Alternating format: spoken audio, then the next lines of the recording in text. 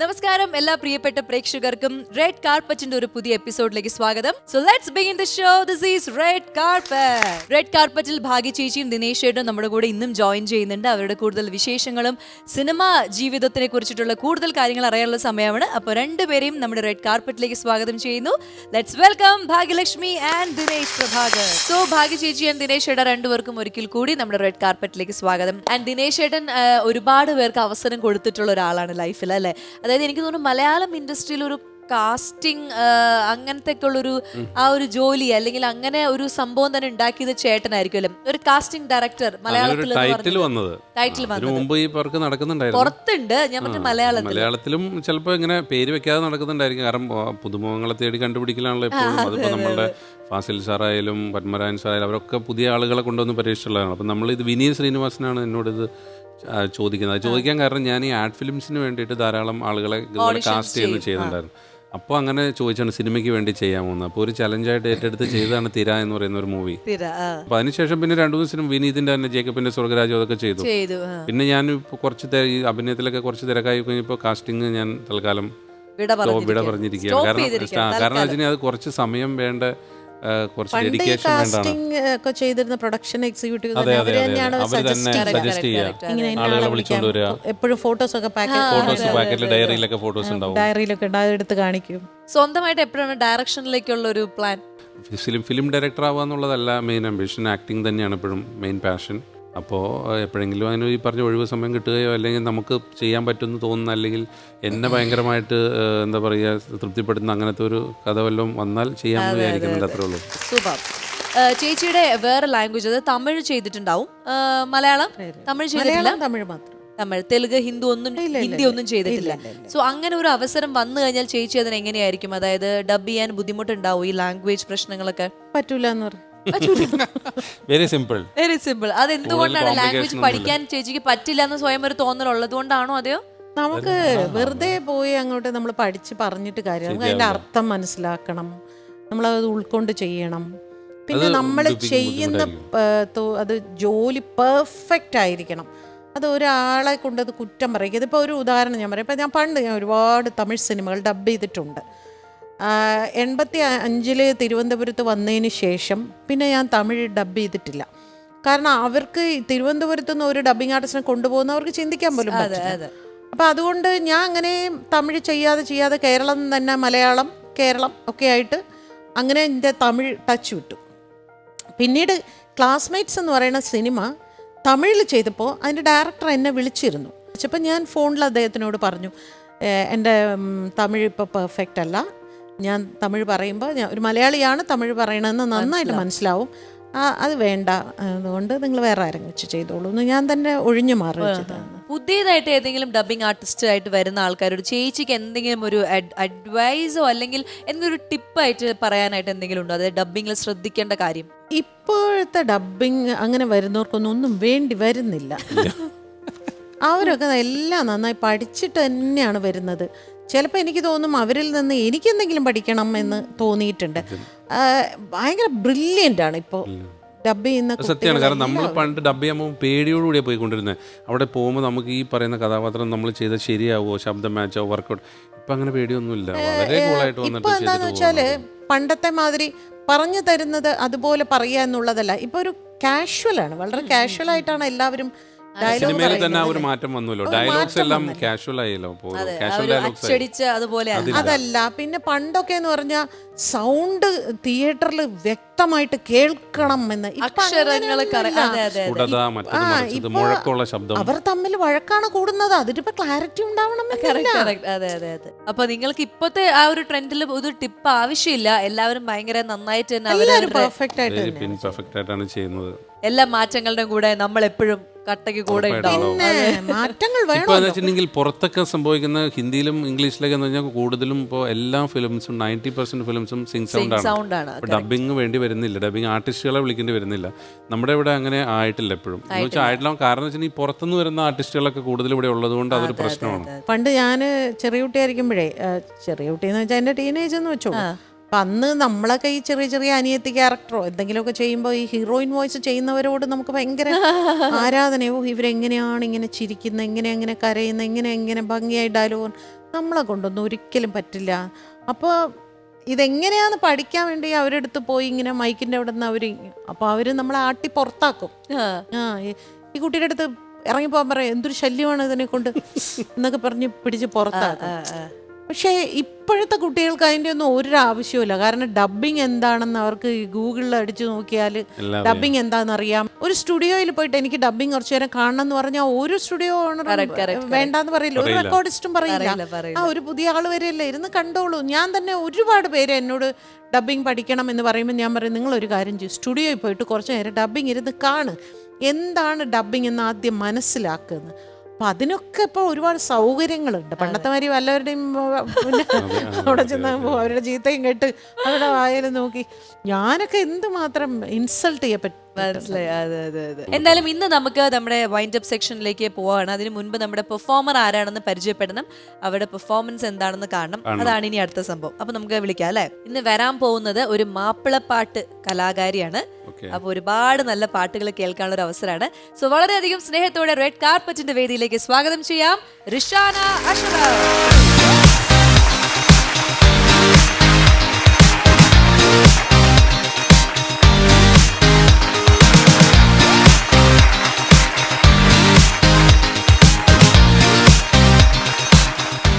Red കാർപ്പറ്റിലേക്ക് സ്വാഗതം. മാപ്പിളപ്പാട്ട് കലാകാരിയാണെന്ന് ഞാനിവിടെ പറഞ്ഞു. അപ്പം ഈ മാപ്പിളപ്പാട്ടിനോടുള്ള ഒരു ഇഷ്ടം, കൊല്ലംകാരിയാണ്, അപ്പൊ മാപ്പിളപ്പാട്ടിനുള്ള ഒരു സ്പെഷ്യൽ ഇഷ്ടം വരാനായിട്ട് ആരാണ്, എന്തെങ്കിലും ഒരു കാരണമുണ്ടോ എന്ന് പറഞ്ഞിട്ടുണ്ടെങ്കിൽ എനിക്ക് അങ്ങനെ വലിയ ഇൻട്രസ്റ്റ് ടു ബി ഫ്രാങ്ക് ഇല്ലായിരുന്നു. ആണോ? അപ്പോൾ ഞാൻ ഭയങ്കര ഷൈ ആയിരുന്നു കൊച്ചിലെ മുതൽ. ഈ പാട്ട് പാടുന്നതും അതുപോലെ ഈ ഓപ്പൺ ആയിട്ടൊക്കെ പാടുന്നതൊക്കെ ഭയങ്കര ഷൈ ആയിരുന്നു. പക്ഷെ ഒരു 7ാം ക്ലാസ് കഴിഞ്ഞപ്പോഴത്തേക്കും പിള്ളേർ കലോത്സവ സമയമൊക്കെ ആകുമ്പോൾ ക്ലാസ്സിൽ നിന്ന് പോവുമല്ലോ, അപ്പം എനിക്കും ഇങ്ങനെ പോയാൽ കൊള്ളാൻ തോന്നി. അങ്ങനെയാണ് ഞാൻ ഫസ്റ്റ് ആയിട്ട് പോണേ. അപ്പം ഒപ്പനയുടെ സെലക്ഷൻ നടക്കുന്ന സമയമായിരുന്നു. അപ്പം ആദ്യമൊക്കെ എന്നെ ഭയങ്കരമായിട്ട് ഞാൻ പാടുന്ന അറിയാവുന്നതുകൊണ്ട് മ്യൂസിക് ടീച്ചർ ഉണ്ടായിരുന്നു നമുക്ക്. അപ്പം അവർ വിളിക്കുമായിരുന്നു, പക്ഷേ ഞാൻ പോകാൻ തയ്യാറാവത്തില്ലായിരുന്നു. ഇതിപ്പം ഞാൻ അങ്ങോട്ട് തന്നെ ചാടി കയറി ചെന്നു. മാപ്പിളപ്പാട്ടെന്ന് പറയുമ്പം സാധാ മുസ്ലിംസ് ഭയങ്കര അഡിക്റ്റഡ് ആയിരിക്കും, അല്ലെങ്കിൽ ഒരുപാട് അറിയായിരിക്കും പാട്ട്. പക്ഷെ എനിക്ക് അങ്ങനെയല്ല, എനിക്ക് മാപ്പിളപ്പാട്ടുകൾ തീരെ അറിയത്തില്ലായിരുന്നു. അപ്പോൾ ചെന്നപ്പോൾ സെലക്ഷന് പാട്ട് പാടണമല്ലോ. അങ്ങനെ എങ്ങനെയോ ഞാൻ ഏതോ 4 വരി കേട്ടിട്ടുള്ളത് വെച്ച് പാടി. അങ്ങനെ അന്നോട്ടാണ് ഞാൻ ഒപ്പനയ്ക്ക് പാടി തുടങ്ങി. അപ്പൊ പിന്നെ ഇവര് പിന്നെ മാപ്പിളപ്പാട്ടിന് സിംഗിളായിട്ട് മത്സരിക്കാൻ പോയാലുണ്ട്. അപ്പോൾ അതില് എന്നെ ഇൻട്രൊഡ്യൂസ് ചെയ്തു. എനിക്കാണെങ്കിൽ ഒരു ടച്ച് ഇല്ല, ബാക്ക്ഗ്രൗണ്ട് ഇല്ല, ഒന്നും അറിയത്തില്ല എന്നെ പറ്റി. പക്ഷെ പുള്ളി എന്നെ എല്ലാം പഠിപ്പിച്ചൊക്കെ തന്നു, പാട്ടും ഒക്കെ പഠിപ്പിച്ചു തന്നു. അങ്ങനെയാണ് ഞാൻ സ്റ്റേജുകളിൽ, കലോത്സവങ്ങളിൽ പാടാൻ തുടങ്ങിയത്. പക്ഷെ അല്ലാണ്ട് പാട്ട് പഠിച്ചിട്ടില്ല അല്ലെ? എവിടെയും പോയി പഠിച്ചിട്ടില്ല? എവിടെയും പഠിച്ചിട്ടില്ല. ഈ പാട്ട് പഠിക്കണം എന്ന് എപ്പോഴെങ്കിലും തോന്നിയിട്ടുണ്ട് ഇതിലേക്ക് കൂടുതൽ ഇൻവോൾവ് ആയതിനു ശേഷം? തോന്നിയിട്ടുണ്ട്. കാരണം എന്ന് പറഞ്ഞാൽ ഇപ്പോൾ നമ്മുടെ പൊട്ടൻഷ്യല് നമ്മൾ മനസ്സിലാക്കുന്നത് പോലെ വേറൊരാൾ മനസ്സിലാക്കണം എന്നില്ല. അപ്പം ഇപ്പം എല്ലായിടത്തും എക്സ്പീരിയൻസ്ഡ് ആയിട്ടുള്ളവർ അല്ലെങ്കിൽ പഠിച്ചിട്ടുള്ളവർക്കാണ് കുറച്ചും കൂടി ഒരു റിലവൻസ് വരുന്നത്. അപ്പം എനിക്ക് തോന്നാറുണ്ട്. പിന്നെ എനിക്കങ്ങനെ എസ്റ്റാബ്ലിഷ്ഡ് ആവണം എന്നൊന്നുമില്ല, പക്ഷെ എൻ്റെ പാട്ടുകളിലൂടെ എല്ലാവരും അറിയണമെന്നൊരു ആഗ്രഹമുണ്ട്. അതെ. ചേച്ചി എന്തെങ്കിലും ചോദിക്കാനുണ്ടോ പാട്ടുകാരിയോട്? ഇപ്പം എത്ര നാളായി ഇത് പാടാൻ തുടങ്ങിയിട്ട്? ഞാൻ ഒരു 10th തുടങ്ങിയിട്ടാണ് മാപ്പിളപ്പാട്ടിന് പോയി തുടങ്ങിയത്. അപ്പോൾ 10th +1 +2 ഡിഗ്രി ഫസ്റ്റ് ഇയർ വരെ ഞാൻ സ്റ്റേറ്റ് വിന്നർ ആയിരുന്നു മാപ്പിളപ്പാട്ടിന്. ഇപ്പൊ എന്താ ചെയ്യുന്നത്? എന്ത് കോഴ്സാണ് പഠിക്കുന്നത്? ഞാനിപ്പോൾ 3rd ഇയർ BSc Physics പഠിക്കും. BSc Physics. ഈ BSc Physics എടുക്കാനായിട്ട് എന്തെങ്കിലും കാരണമുണ്ടോ? ഡിഗ്രി സബ്ജക്ട് എടുക്കുന്നെങ്കിൽ സയൻസ് ആയിരിക്കണം എന്നുണ്ടായിരുന്നു. ഫിസിക്സ് ഇഷ്ടമാണ്, അതുകൊണ്ട് ഫിസിക്സ് ഇഷ്ടമാണ്. ആൻഡ് വേറൊരു കാര്യം കൂടി പറയാനുള്ളത്, ഒരു ഗസൽ സിംഗറും കൂടിയാണ് കേട്ടോ. അതായത് മാപ്പിളപ്പാട്ടിന്റെ കൂടെ ഇതുപോലെ എനിക്ക് ബേസിക് നോളജ് ഒന്നും ഉണ്ടായിട്ടില്ല, പക്ഷെ കേട്ട് എനിക്കത് എങ്ങനെ കൺവേ ആണെന്ന് അറിയത്തില്ല. കേൾക്കുമ്പോൾ നമുക്ക് മനസ്സിലാവും അതുപോലെ തന്നെ എങ്ങനെ പാടണം എന്ന്. അപ്പം ഏത് സ്റ്റൈലായാലും എനിക്ക് പാടാൻ ഇഷ്ടമാണ്, അല്ലാതെ മാപ്പിളപ്പാട്ട് എന്ന് മാത്രം എസ്റ്റാബ്ലിഷ്ഡ് ആയിട്ടില്ല. ഒരാൾക്കൊരു ടാലന്റ് കിട്ടുക എന്ന് പറയുന്നത് നിസ്സാര കാര്യമല്ല, വളരെ അപൂർവം പേർക്ക് അത് കിട്ടാറുള്ളൂ. അപ്പം അതിന് പകുതിക്ക് വെച്ച് എന്തൊക്കെ കാര്യം, ജോലിയാണെങ്കിലും വിവാഹം കഴിഞ്ഞാലും ഒക്കെ അത് നിർത്താതെ കൊണ്ടുപോകും. തീർച്ചയായിട്ടും. ഓക്കെ, നമുക്കിനി കൂടെ വന്നിരിക്കുന്ന ഉമ്മയാണെന്ന് തോന്നുന്നു അല്ലേ? ഉമ്മയും ഇത്ത, അവരെ കൂടി ഒന്ന് പരിചയപ്പെടാം. റെഡ് കാർപ്പറ്റിലേക്ക് സ്വാഗതം രണ്ടുപേർക്കും. നമസ്കാരം. ഉമ്മയുടെ പേരെന്താ? ഷമീന. ജമീല. ഷമീല. നമ്മള് ജമീല എന്ന് കേട്ടിട്ടുണ്ട്. ഷമീന. ഓക്കെ, ഷമീന. അപ്പൊ ഉമ്മ പറയൂ, ഉമ്മയ്ക്ക് പാട്ട് ചെറുപ്പത്തിൽ പഠിച്ചിട്ടുണ്ടോ? എങ്ങനെയാണ് പാട്ടുമായിട്ടുള്ളൊരു ബന്ധം? ഞാൻ അങ്ങനെ പാടാറില്ല. എനിക്ക് മോള് പാടുന്നത് എനിക്ക് ഭയങ്കര താല്പര്യമാണ്. പണ്ട് മുതല് ഈ മത്സരത്തിനൊക്കെ പോകുമ്പോ ഉമ്മ പോവാറുണ്ടോ കൂടെ? ഞാനാണ് പോവാറുള്ളത്. അടിപൊളി. ശരി, ഇനി ഇത്ത പേര് പറയൂ. ഷബാന എന്ത് ചെയ്യുന്നു? സിവിൽ എഞ്ചിനീയർ കഴിഞ്ഞിരിക്കുന്നു. ഇതേപോലെ വേറെ പാട്ട്, ഡാൻസ് എന്തെങ്കിലും ഉണ്ടോ കയ്യില്? പാട്ടൊക്കെ ഉണ്ട്.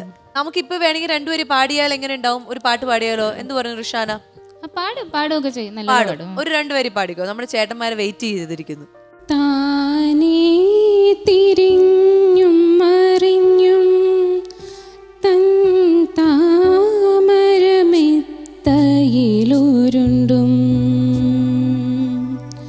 മയക്കം വരാതെ മാനത്തു കിടക്കുന്നു മധുമാസ സുന്ദര ചന്ദ്രലേഖ. താനേ തിരിഞ്ഞും മറിഞ്ഞും തൻ താമരമെത്തയിലുരുണ്ടും മയക്കം വരാതെ മാനത്തു കിടക്കുന്നു മധുമാസ സുന്ദര ചന്ദ്രലേഖ. ഓക്കേ, അടിപൊളി, താങ്ക് യു. ശരി, അപ്പൊ എന്തായാലും സന്തോഷം നിങ്ങളെ പരിചയപ്പെട്ടതിൽ. നമുക്കിനി പെർഫോമൻസിലേക്ക് കടക്കാം അല്ലേ? അപ്പൊ നമുക്ക് വേണ്ടി ഇന്ന് എന്തൊക്കെയാണ് പ്രിപ്പയർ ചെയ്തുകൊണ്ട് വന്നിരിക്കുന്നത്? ഇന്ന് ഒരു ഗസലും ഒരു മാപ്പിളപ്പാട്ടും. ശരി, അപ്പൊ ആദ്യം മാപ്പിളപ്പാട്ട് തന്നെ കേട്ടോ അല്ലേ? റെഡി അല്ലേ? അപ്പൊ ഓൾ ദി ബെസ്റ്റ്.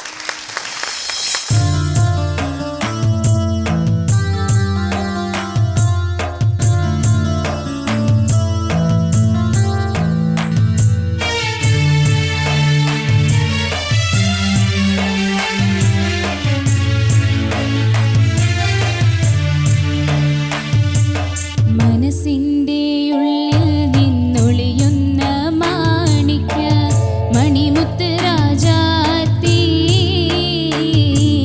മാനത്തോദിച്ചതോ മണ്ണിൽ മുളച്ചതോ ഏതാണി രാജാത്തി ഏതാണി രാജാത്തി. മനസ്സിൻ്റെ ഉള്ളിൽ നിന്നൊളിയുന്ന മാണിക്യ മണിമുത്ത് രാജാത്തി മാനത്തോദിച്ചതോ മണ്ണിൽ മുളച്ചതോ ഏതാണി രാജാത്തി ഏതാണി രാജാത്തി.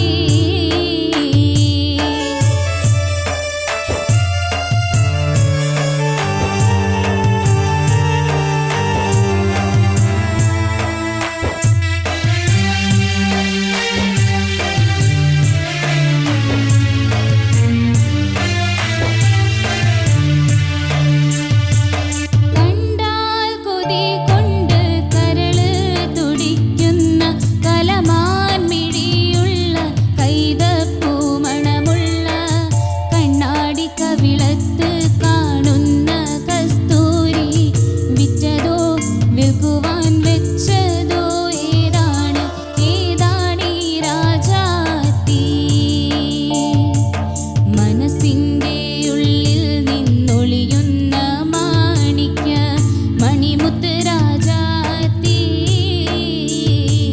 മാനത്തോദിച്ചതോ മണ്ണിൽ മുളച്ചതോ ഏതാണി രാജാത്തി ഏതാണി രാജാത്തി.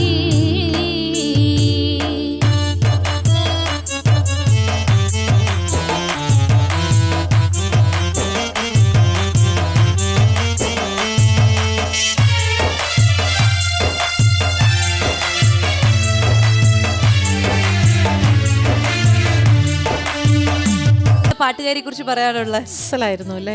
അടിപൊളി, നല്ലൊരു ഫീല്. അത് ഇങ്ങനെ കേട്ടോണ്ടിരിക്കുമ്പോ നമ്മള് മാപ്പിളപ്പാട്ടിന്റെ ഒരു സുഖമുണ്ടായിരുന്നു. ഗംഭീരമായിട്ട് പാടി. സോ വലിയൊരു കയ്യടി നമ്മുടെ റിഷാന കുട്ടിക്ക്. അപ്പോൾ ഇനി ഒരു ചെറിയ സമ്മാനം നമ്മൾ ഇവരാണ് തരാൻ പോകുന്നത്. അത് ഞാൻ എടുത്തിട്ട് വരാം. അത് കഴിഞ്ഞിട്ട് നമുക്ക് ഗസൽ പാട്ടിലേക്ക് പോകാം. ഓക്കെ? യെസ്.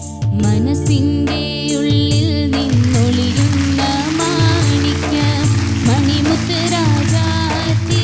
ഈ റിഷാനയ്ക്ക് നമ്മുടെ പ്രേക്ഷകരോട് എന്തെങ്കിലും പറയാനുണ്ടോ?